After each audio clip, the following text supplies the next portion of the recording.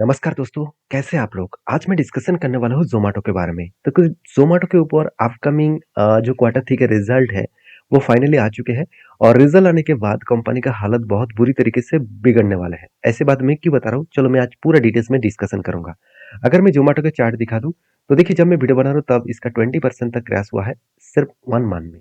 अगर मैं overall market दिखा दूँ, तो देखिए किस तरीके से कंपनी रिकवरी भी किए थे और उसके बाद देखिए फिर से करेक्शन हो रहा है। तो क्या इस करेक्शन मार्केट के गिरने के कारण हो रहा है? क्या कंपनी का हालत खराब हुआ है? तो चलो उसी के बारे में चर्चा करूंगा। तो फाइनली कंपनी का एक रिजल्ट आ चुका है। उस रिजल्ट के डिटेल्स में डिस्कशन करूंगा, तो वीडियो को पूरा देखना। सबसे पहले देखिए किसी भी कंपनी का इनकम कहाँ पे होता है। वो कंपनी का जो रेवेन्यूज बनता है वही कंपनी का मेनली इनकम है। तो टोटल जो इनकम बना कंपनी का, ध्यान से देखना, पिछले सालों में कितना बना था? 3,500 करोड़। चलो ठीक है। पिछले क्वार्टर्स में कितना बना? 5,020 करोड़। चलो ये भी ठीक है। अभी इस बार कितना बना? 5,600, मतलब 5,677 करोड़। ओवरऑल 5,660 करोड़ अब पकड़ के चलिए। तो 3,500 से 5,600 करोड़ और 5,000 करोड़ से 5,600 करोड़। तो ओवरऑल देखा जाए तो कंपनी साल भर में भी कंपनी परफॉर्मेंस अच्छा किया और क्वार्टर में भी ज्यादा सेल्स किया। तो चलो अभी तक तो ठीक है। तो दिक्कत कहाँ पे हुआ? दिक्कत हुआ कंपनी का एक्सपेंस में। कंपनी के देखिए पिछले सालों में एक्सपेंस हुआ था 3,300 करोड़ और पिछले क्वार्टर में हुआ था 4,700 करोड़ और इस बार बने 5,500 करोड़। मतलब कंपनी के एक्सपेंस यहाँ पे ज्यादा बन चुके हैं। अभी देखिए हमारा जो मान के चले मैं सेल्स किया और एक्सपेंस किया। मान के चले मेरा सेल है 100 रुपया और मेरा एक्सपेंस है 80 रुपया। तो मेरा टोटल ऑपरेटिंग प्रॉफिट कितना आ रहा है? मतलब प्रॉफिट आफ्टर टैक्स कितना आ रहा है? करीबन मुझे मुझे 20 रुपया का टोटल यहाँ पे इनकम हुआ।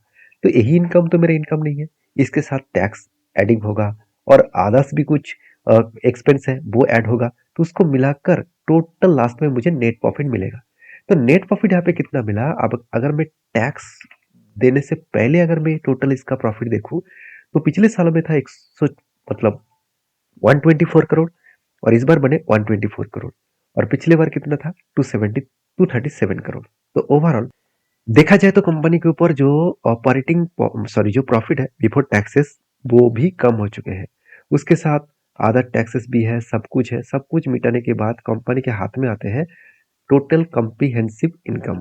तो टोटल कॉम्प्रिहेंसिव इनकम जो है अगर देखा जाए तो पिछले साल में था 149 करोड़। तो अभी कितना है? सिर्फ 39 करोड़। तो सोचिए कंपनी का प्रॉफिट कितना बुरी तरीके से खराब हुआ।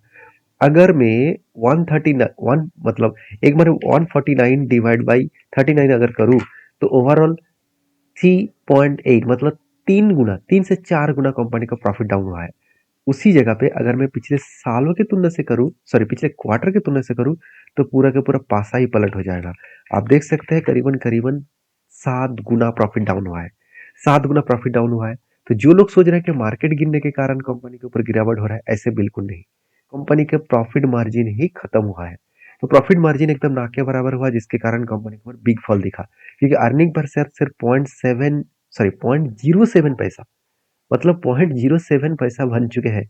जो पहले कितना था? 0.20 पैसा था। पिछले सालों में कितना था? 0.16 था। तो सीधा सीधा कहूँ कंपनी का प्रॉफिट मार्जिन में बहुत बड़ा झटका लगा। अभी देखिए कंपनी का रेवेन्यू जो बना वो कहाँ से बने? अगर मैं कंपनी के इंडियन फूड डिलीवरी के हिसाब से बात करूं, order booking and food delivery के हिसाब से बात करूं, तो पिछले सालों के तुलना से इस बार कंपनी का फूड डिलीवरी थोड़ा सा बढ़े है, मगर पिछले क्वार्टर के तुलना से उतना ज्यादा ग्रोथ हुआ ही नहीं है। और अगर मैं जो हाइपर इसका सप्लाईज है, बी टू बी बिजनेस का मॉडल्स है, तो उसके बारे में बात करें तो पिछले सालों की तुलना से अच्छा खासा परफॉर्मेंस तो किया, पिछले क्वार्टर की तुलना से भी अच्छा खासा परफॉर्मेंस किया। यहाँ पे ग्रोथ बढ़े। क्विक जो मतलब कॉमर्स है, वहां पे भी कंपनी का ग्रोथ बढ़े।